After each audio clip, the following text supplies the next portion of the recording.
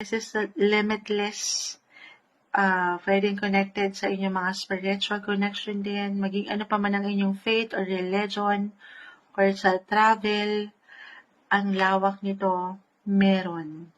Mapapaangat ang mga boses, the Ace of Swords, at hindi imposible na ito ay sumakses. Why not? As a Gemini, very communicative kayo, or meron talaga kayong natural ito sa inyo, yung communication skills.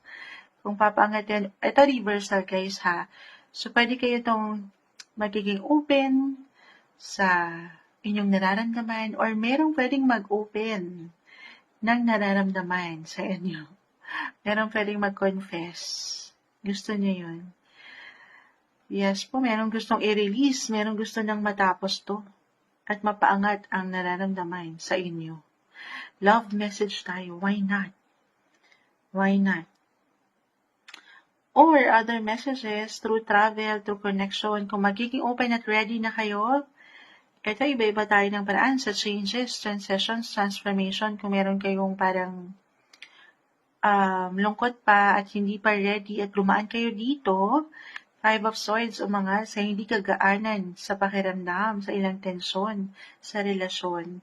Then take it easy. Okay?